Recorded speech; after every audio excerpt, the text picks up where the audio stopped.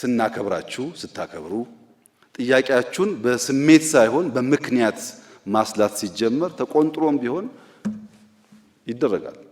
ይህ ሲባል እናት የሆናችሁ ቅን የሆናችሁ ከበሽተኛ ጋር የምታለቅሱ ብዙ የምትሰቃዩ ሐኪሞች የላችሁ ማለት ደግሞ አይደለም።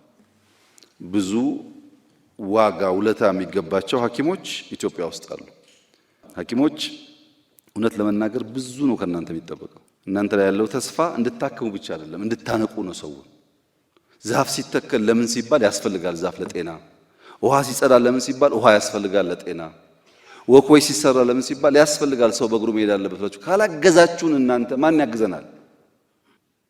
ልክ እናንተ ደሞዝ አንዳንድ ጥያቄ እንዲመለስ እንደምትጠብቁት እኔ ደግሞ እናንተ ሰው እንድታነቁ ፖሊሲዎቻችን ተገንዘባችሁ እንድታስገነዝቡ እንድትረዱን በጣም ነው የምጠብቀው። ይሄ ከተባበርን ይቀየራል። ተስፋዬ ምንድነው? አይ ኢትዮጵያውያን ገብቷቸዋል፣ ጨክነዋል፣ በጋራ ሆነው መለወጥ ይፈልጋሉ፣ ቻሌንጁን አንደርስታንድ አድርገዋል፣ ፕሮብሌም አፕሪሺየት ያደርጋሉ ከተባለ ችግር የለም 24/7 እንሰራለን። እና ሰብሰብ ትንሽ ጨከን ትንሽ ደግሞ አንደርስታንድ ለማድረግ መሞከር ይሄ በእናንተ በኩል አለን በእኛ በኩልም በእኛና በሕክምና ሴክተር ሙያተኞች መካከል ሁልጊዜ የሚያስፈልገው ትብብር ነው። እናንተም ሰው ለማዳን እኛም ኢትዮጵያን ለማዳን ነው የምንሰራው። ሌላ መንገድ እኮ የለውም።